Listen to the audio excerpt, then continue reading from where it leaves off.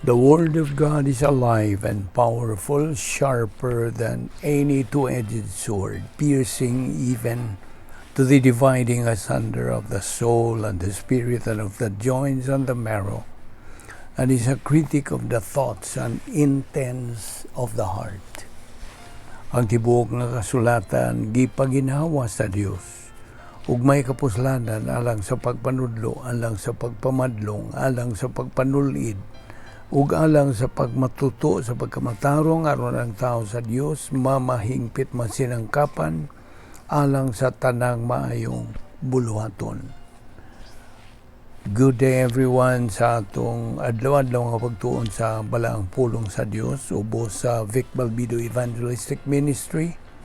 Padayon kita sa atong adlaw-adlaw nga pagtuon niining ikaduhang adlaw sa bag-ong tuig ug of course, we're going to persist and be consistent sa atong pagpakaon sa atong tagsa kakalag-ingon nga mga magtutuo the whole year through.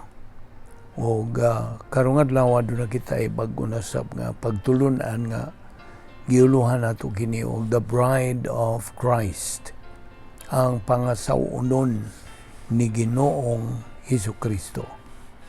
Karon ablihing imong Biblia diya sa 1 Tesalonica kapitulo 4 bersikulo 13 ngadto sa 18. Sa di pa kita mosugod atong gipanginaot, it's presume nga ikaw nga magtutuo nakaandam na si imong kaugalingong kalag hawasa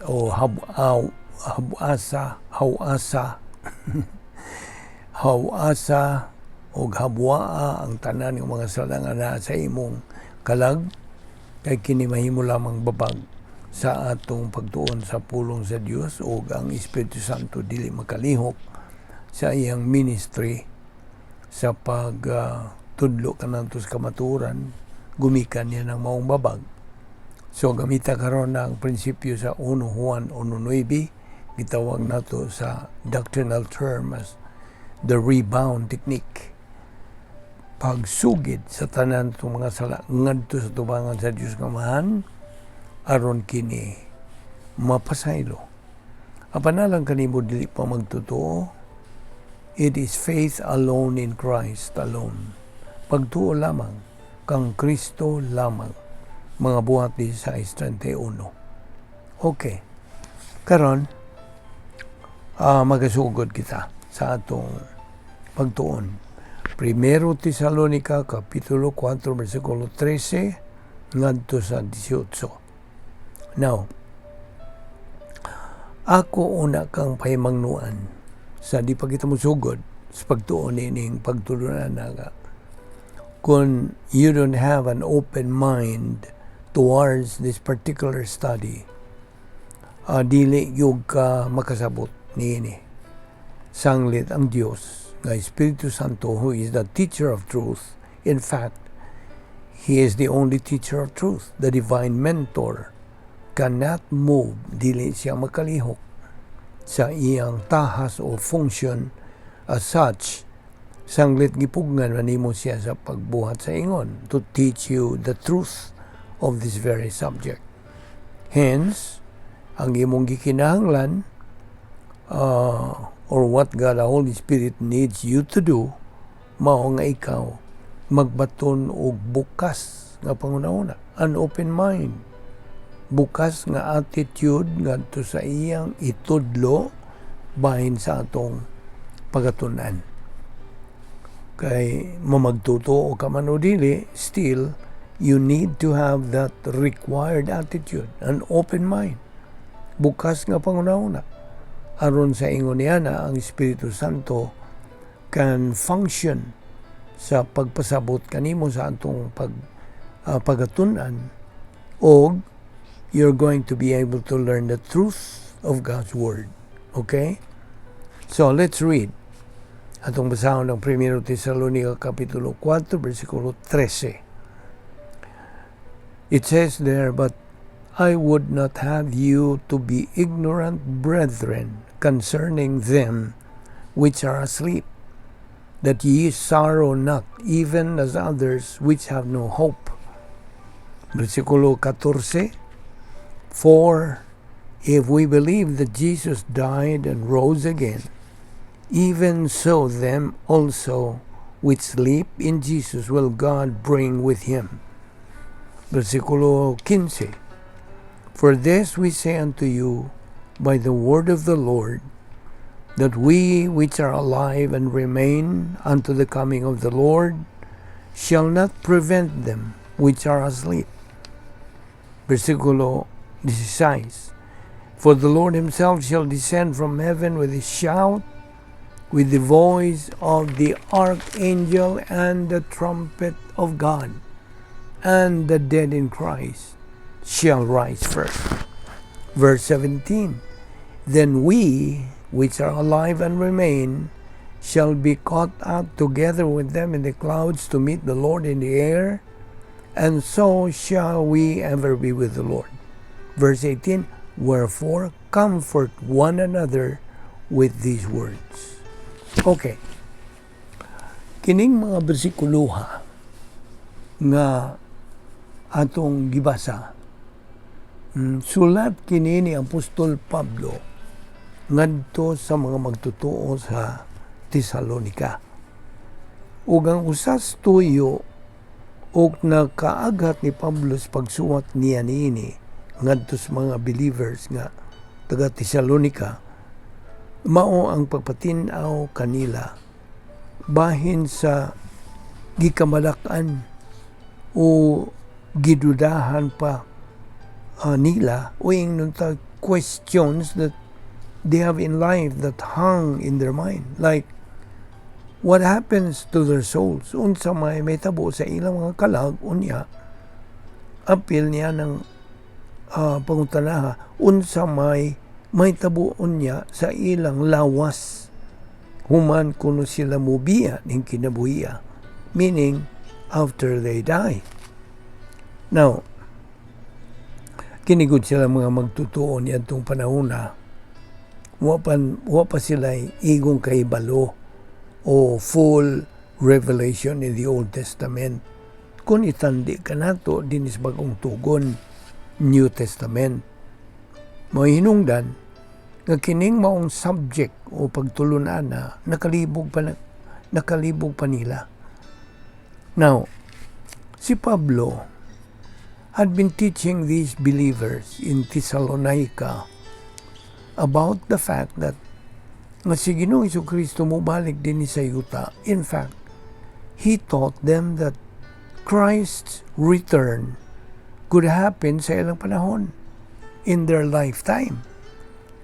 Kung mubalik ta sa Kapitulo 1, pananglitan, diya sa versikulo 10, gihuman ang maong kapitulo sa pag-ingolog, and that they, the believers, had turned to God from idols to serve the living and true God, and to wait for His Son from heaven, whom He raised from the dead, even Jesus, which delivered us from the wrath to come.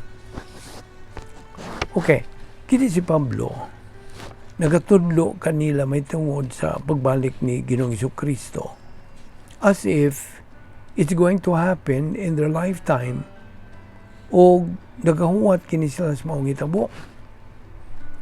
Now, diha sa Kapitulo 2, you also have reference sa pagbalik ni Kristo.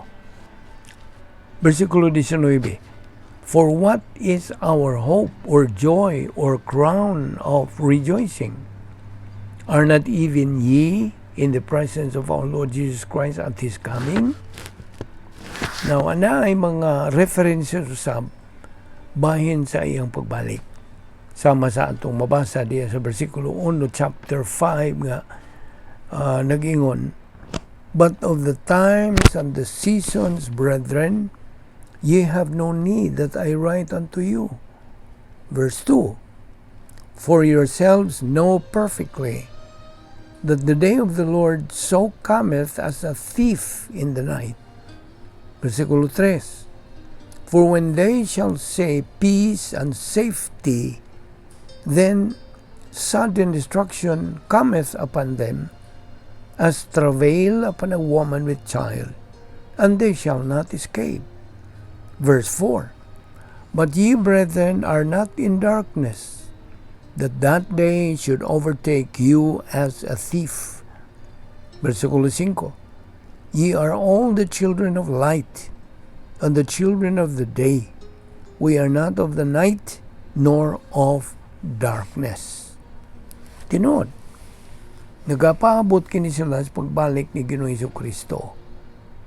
And they also expected sa paghukom sa Diyos, the judgment of God, in the event sa hitabo nga gitawag og the day of the Lord. Now, a very familiar kaayo nga panultihon dito sa daang pangisaan. Apan, nagkinabuhi kini sila uban sa ilang expectation, ilang pagdahom nga kini may tabo during their lifetime. O actually, mamanggyugi pahimutang. Nothing is said by Paul in either sa iyang sulat o epistola bahin ini, either dinhi or didto sa 1 Corinthians 15 nga, that could lead them sa pagtuo nga it could possibly happen. Posibleng may tabo sa ilang panahon in their lifetime. So, there, in them, ingnuntang posibleng may tabo yun. An imminent event, ang pagbalik ni Kristo in some way in their lifetime. Mao kana ang gipatinaw diha sa passage nga atong gibasa di padugay.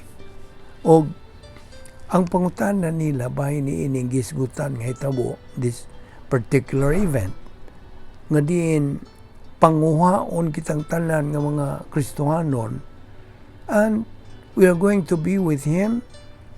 Ang pangutana nga nagapatigbabaw dito sa ilang mga hunahuna mao kini. Sa gayon nga moabot ka na. Unsa may mahitabo sa mga magtutuo nga mamatay sa lipas Kristo mubalik?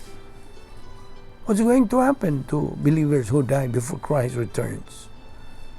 Now, ang pangutana is essentially posed diya sa versikulo 13 nga nagkanayon. But I would not have you to be ignorant, brethren, concerning them which are asleep, that ye sorrow not, even as others which have no hope.